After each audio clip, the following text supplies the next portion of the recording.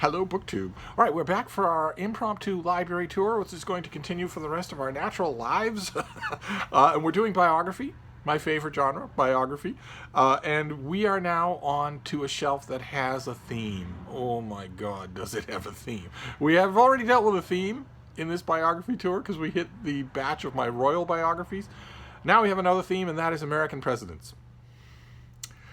And I say that with a heavy heart to those of you who are living in the UK right now and hosting America's current disgrace of a president. The worst president in American history is happening right now in our lifetime and is embarrassing America and the rest of the world in a whole tour of countries before he comes back home to tend to the concentration camps for children that he has established on American soil.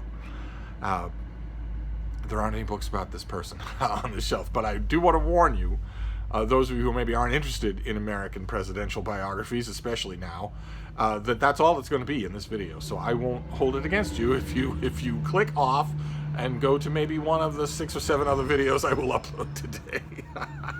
So we're just going to do this whole shelf. We're going to try and get it done in one video. And we're going to start with Bob Spitz, who did a great biography of the Beatles. He did a big, fat, 1,000-page biography of the Beatles that I cannot recommend strongly enough. If you see it, I loved it. And I'm not a big fan of the Beatles. I'm not a big fan of rock and roll. And I'm not a big fan of rock and roll biographies. I still loved it. And this is his biography of Ronald Reagan that I really liked. I liked it just fine. Ronald Reagan is a particular study of mine. I feel a personal connection with him, not only because I knew him as governor of California forever and ever, and when it seemed inconceivable that he would be president, and also I wrote about his presidency for the op-ed page of newspapers when he was president. I was paying very close attention to every detail of his time in office. Multiple editions of multiple newspapers, as much as I could find. So I try never to miss a serious book about him, and this one was really good. Not quite as good as the Beatles book, but I still loved it. Then what is this? Oh, okay. All right. I think I showed this on this channel once before. This is a gem of a book. It is not a presidential biography, so technically it doesn't belong on this shelf. But it is. There is a whole swarm of presidential adjacent books, some of which are absolutely wonderful. There's one about a guy who worked in the White House post office in the mail room forever and ever. There's one about a famous one about a guy who was the dog keeper at the White House for a number of different presidents, and a bunch of other things. And this is one of those. This is Ruffles and Flourishes by Liz Carpenter. That is our author. And she worked in the White House in a press capacity for years, I think one term, one administration, and was, it's not just that she was a delightful person, she was a delightful person, but also that books like this tend to give you a much better snapshot of what life was like in any given White House than official memoirs or even official histories do. I don't know. This is the modern equivalent of a book that I've praised on this channel many times called Presidents and Pies. It's the same thing, and I love them. I can't get enough of them. Unless they're partisan hackery or unless they're written with no verve. That is typically not the case, but in the modern era it is, because everything is vetted by lawyers, so it's not quite the same. Okay, all right, then this next one is Amity Shlaes' biography of Silent Calvin Coolidge. Big, thick thing that I love. I got an advance copy and loved it. I wrote about it. I got a finished copy. I got rid of both. And then I found this at the Brattle and realized, you see a book like this at the Brattle and you realize, hey, wait a minute, I want that. So I got it for my presidential shelf. Don't need any other Coolidge biography unless an even better one comes along. Okay. All right. This next one was a bit of a stretch. When I saw it coming, when I saw it announced in catalogs, I thought, oh, come on. There is no way that you can do this. Even as talented as you are, there's no way that you can do this. And I went into it, I admit, very skeptically. I try not to do that. I try to go into books, especially in my own genre, with a wide open mind. But I went into this skeptically, and my initial reactions were skeptical, but I have since reread it, and my estimation for the job that the author does goes up a little bit more. It's Destiny and Power by John Meacham. It's his biography of George Herbert Walker Bush. And it was done with the full cooperation of President Bush and Barbara Bush. and it's gauzy, and it's favorable, and it's a soft focus, and there's a wince-inducing scene where a very old President Bush is sitting in an easy chair in Kennebunkport or wherever and says that what he wanted to do was his duty by his country. And this is not the book to go to for any of the extremely well-substantiated attacks that you will find scattered throughout the presidential literature about George Herbert Walker Bush. The ones that don't call him a saint, the ones that say that he was the operating force behind a lot of what's wrong with the 21st or with the late 20th century. This is not the book to come to for that, and it needs an enormous grain of salt, as you can tell just from the title. But the more I consider it, the more I like the job it does, even though you can't trust it as a Bush biography. I don't know if that makes any sense. This next one is famous, to put it mildly. This is David McCullough's Life of John Adams, which I like just fine. I have it on my shelf because I have kind of an affection for David McCullough's writing style. There are better John Adams biographies, but I mainly have this here because of a kind of an in-joke. Because when this book first came out, I received a full shipping pallet of copies from different friends. I got a copy all the time. Every time I turned around, I had another one in the mail, or one was handed to me at a dinner or whatever. Here you go. I found a book you're going to love. like I hadn't already read it in galleys. Like I don't walk into bookstores myself. Like I've never read a biography of John Adams before. It was getting 35 copies of this that made me just carve in stone my rule for everyone who knows me: do not get me a book. Don't get me a book. Unless you're willing to spoil the surprise seems to matter a lot to humans. But unless you're willing to spoil the surprise and come right out and ask me, then don't do it. It will be John Adams all over again. But I really do like this as a beginner's one-volume history of John Adams. I don't know. I'm horrified to think that at the moment I might not have any other John Adams biographies. I might not have Honest John Adams. I might not have John Ferling's biography of John Adams, which I think is the best one volume. And I might not have Page Smith, the 2-volume biography of John. I don't think I have any of those at the moment. That's horrifying. Well, we'll find out. It's not on this shelf. It'll be on the next one. Okay. All right. This next one is, we're back to President Reagan, but this is a Reagan book unlike any other. This is Dutch by Edmund Morris, which he was authorized to do. This was supposed to be the authorized Reagan biography, and it reads like nothing else that presidential biographical literature has ever produced. It is downright strange in a brilliant and beautiful and unsettling way. I have often said, when I finished this, I thought, well, the first time I read it, I thought, well, I don't know exactly what that was. But it is one of the most lovely, one of the greatest works of literature that's ever been laid at the feet of any American president. And I still believe that. I don't think you could use this as a Reagan biography. Again, I think you would have to go to it as something else. I think that it really is a prolonged meditation on Reagan. But I think it's brilliant. Absolutely brilliant. I couldn't do without it, even though it's not the four-square thing that its commissioners intended. And then this next one, same thing. We're right in this area. We're mining this area. This is a biographer whose work I really, really like, who decided to tackle a subject biographers can't do, which is still living, still in the prime of life, still in the prime of memory subject.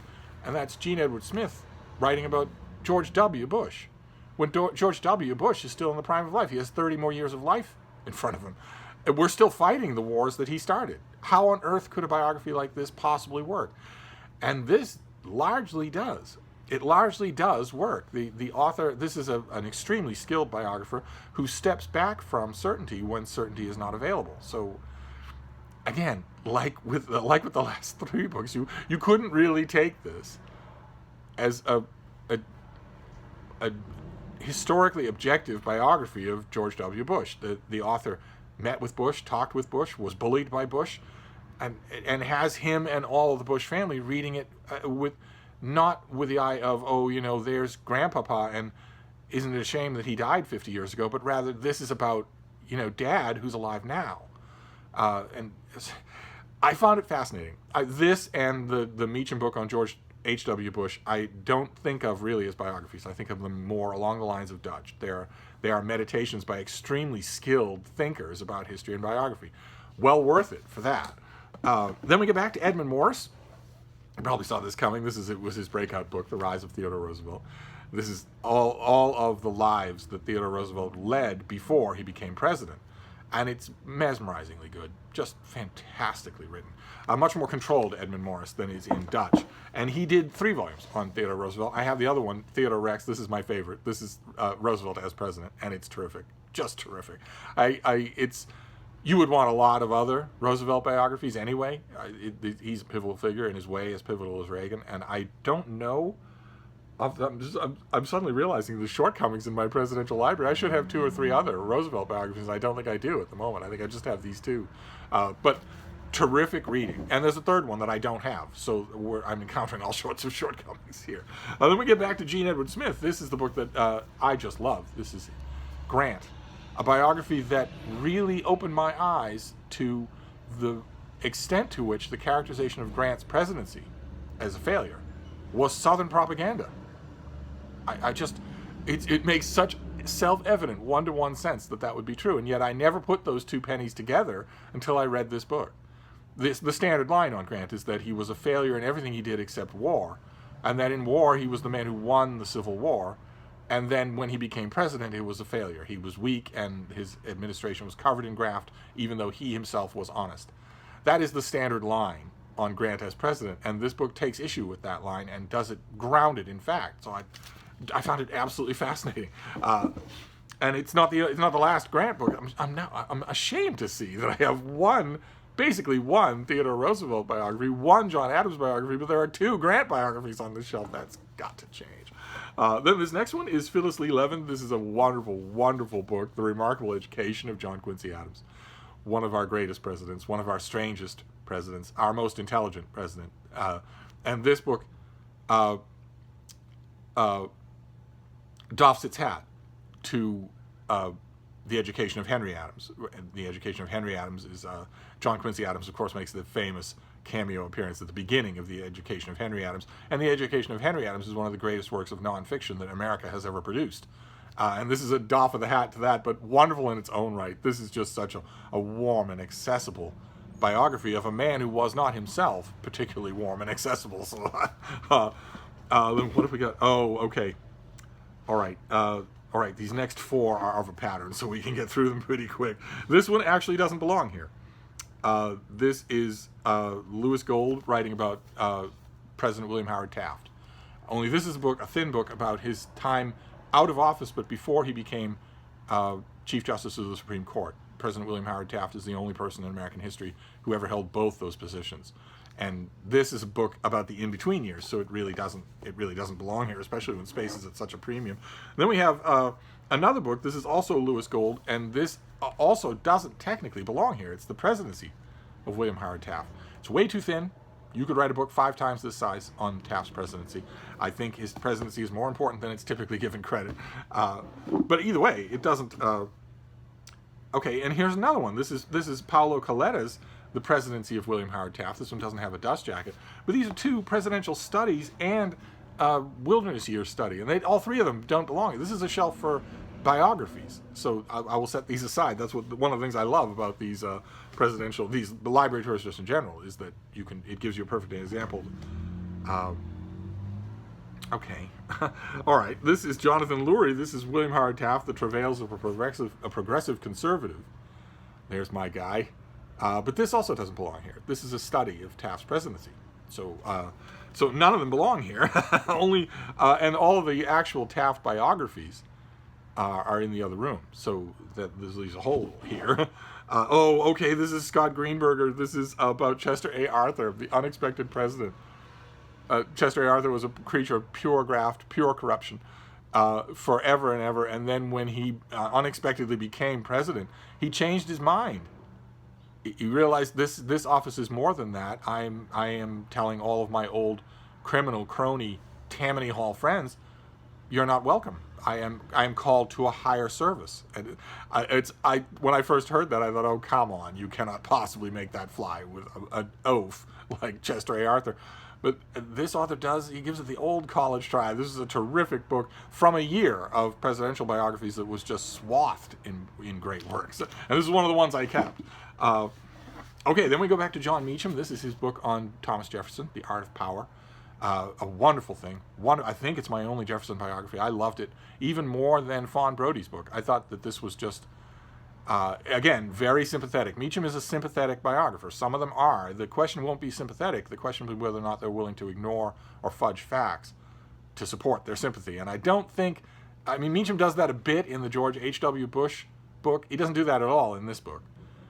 He soft pedals Jefferson's status as a slave owner, but in a way that's partially acceptable, because at least among his peers, at least Jefferson had the grace to be embarrassed by his status as a slave owner, to be agonized about it at least a little. He didn't actually let it move him towards any action, but he at least didn't just take it as a piece of furniture. That is good. And the rest of this on Jefferson as president, especially, wonderful stuff. Okay, all right, this is by Robert Mary. This is another book that came out at the same time as the Chester A. Arthur. That year was a bumper crop for presidential biographies. This is his book on McKinley, that makes a full-throated case for McKinley being a great president. McKinley, of course, was assassinated, but the author says, think about what he had done before then and what he might have done. This was a great president who died before he could achieve the full measure of his greatness. I love that. I love that sort of thing. And I was due for a reread of McKinley's life and tenure anyway, because there's one other great book on McKinley. It's probably on this shelf that I hadn't read in 30 years when I got to the Mary's book on McKinley, so it was about time. Okay, all right. This is one we've seen on this channel just recently. This is William Lee Miller, President Lincoln.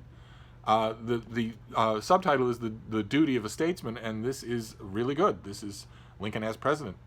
Study of the presidency, but in this case, I would keep it on the shelf just because I don't have a soup to nuts Lincoln biography, and there isn't one. I've never read one that I particularly loved, that I thought really sang. So I would keep presidential studies until I find a one-volume biography that does. Okay. All right. This is Stuart Eisenstadt. This is his book on President Carter. This is what detractors always call palace history, because Eisenstadt worked for Carter and liked him, was a fan of his. And I worried at first that might compromise the objectivity of this book, and I shouldn't have, because the whole term palace historians originated with the Kennedy administration, and I know firsthand that a lot of the quote-unquote palace histories of the JFK administration are fantastic works. And, you know, the carping little critics who say, oh, well, of course you're going to kiss the boss's ass, you know, because you worked for him. I'd love to see you say that to these people's faces. I'd love to see you say that after you watch the hours they put in at the Library of Congress to make their book incontrovertibly sound to the best of their ability to do it. And you know why they did that? They did that because they could hear their old boss standing over their shoulder saying, what kind of bullshit is this? Because the last person who would have wanted that kind of thing as a memorial is Jack Kennedy. And so I should have known better than to suspect that this book on that grounds, and I needn't have, because I thought it was fantastic. Just brilliant. And as honest, Carter's the same way. He wouldn't want you to lie about him. Some presidents are like that. Those two were not. And Eisenstadt, as far as I can tell, does a fantastic job. It's mainly the Carter presidency, so maybe a big Carter biography down the line would be something I would add to this. Okay, all right. This is Margaret Leach. This is so good. Such an eloquent book. This is the other book I was talking about, In the Days of McKinley. Oh my, what a book this is. For sheer reading elegance, as well as penetrating insight, this is just amazing. It's a must-have on a presidential library shelf, which you'll notice not all of these books are. But this one is. You just have to have this. You have to have this book. There's one other too that is eloquent and deep thought and richly textured, and it must be on the shelf. If In the Days of McKinley is here, then that must be. Oh, okay, all right. This is Samuel Flagg Bemis. This is John Quincy Adams and the Union. Another book about John Quincy Adams. So here we'll make a little space, and we'll put this next to that one. This is just Adams. It's an Adams biography, and it's, I think, part one of a multiple-part book, but I love this book. Love how beautifully written it is. Just love it. So we're going to put that, I'll put that with Phyllis Lee Levin. Then what have we got? Oh, okay, great. All right, fantastic. Here's the other book I was talking about. In the Shadow, In the Days of McKinley is a natural companion book in terms of theme and execution to In the Shadow of Blooming Grove by Francis Russell, which is about Warren Harding. President Harding has never had a better book written about him than this, and few presidents have had a better book written about them than this. This is an amazing, amazing work. Long since out of print, same thing within the days of McKinley, so I don't know, these are the sorts of things where you will go to a book sale, a yard sale, a flea market of some kind, and you'll see an old sun-beaten copy of this book, or In the Days of McKinley, and you might be tempted to just go buy it. It looks like something that was pulled out of a box in somebody's attic, but it is brilliantly done. Don't do it. If you see this and you're interested in presidential biographies, grab this, because it's a classic from a bygone era. Okay, all right, this is another book that doesn't belong here. Okay, this is Brent Scowcroft. Wrote this book kind of, sort of, in conversation with George H.W. Bush. This is A World Transformed. And it's about, George H.W. Bush was president during some incredible turning points in history. Just random roulette wheel of destiny that he happened to be president when a lot of these things happened. And this book is all about his responses, written by the guy who sculpted those responses. And as such, it's a fascinating book. It belongs with, we saw James Baker's book and a couple of others, Clark Clifford's book, but it doesn't belong on this shelf. It's fine to have. I love it, and I reread it just recently and thought it was even better than I thought originally. Originally, I went at it with knives drawn when it first came out, because believe it or not, in the present day, those of you who are very young will not believe it, but believe it or not, President H.W. Bush was the focus of a great deal of anger when he was president, and I was the forefront of that anger. So I read this with knives drawn when it first came out, and had to admit how wonderful it is, how really well done it is. And I reread it recently, and I was only confirmed in that opinion, but it doesn't belong here. It doesn't belong on a presidential shelf. Okay, this next one does. This is Kenneth White's biography of Herbert Hoover. Much maligned Herbert Hoover, who was president during the Great Depression. He was president when the Depression started. So you have that kind of stink never leaves you. you never work yourself out from under that cloud. And Kenneth White and one other biographer about the same time came out with books trying their best to leaven that picture, to say, yes, Hoover was president during the Depression. He made some financial calls about what to do to stop this from getting worse. First of all, to stop the bleeding, and maybe to start recovery. In his exact position, maybe a different president would have made different calls. Maybe those calls would have been a little bit better. One way or another, disaster happened on his watch, and we have forever been blaming him for that. But these books look at what Hoover did with the rest of his life, before and after, and find a lot of good. Kenneth White maintains in this book that Hoover alleviated more hunger, more distress from hunger, in his lifetime than any other single human being in the history of the world, and makes a strong case for it. You will, if you think of Hoover just as the king of Shantytown, you will come out of this book with a very much deeper and more nuanced appreciation of the man. So, and the reason that I have a trade paperback instead of the hardcover is because I believe I am blurbed. I believe I have a blurb in here somewhere. Yes. Yeah. Me and David Frum. It's me and David Frum. Don't get me started on that pairing. That's a long story. Okay, all right. This is another example. This the Hoover book, the McKinley book, the Chester A. Arthur book. These are all from the same year. They were all from a great year of presidential biographies, and so is this, The Accidental President, about Harry Truman. This is by A.J. Baim, and here is the trade paperback again, and I think once again it's because I have a blurb. I think that's why I kept it. Maybe not. No, I'm not immediately seeing it. But I had the hardcover. I had the galley copy. I think I sent them both out to Truman fans. Truman has his fans. I'm not one of them. But God, look at this. I mean, look at the shambles of this American biography, this president biography shelf. I have John Adams by David McCullough, but not by Page Smith or John Ferling.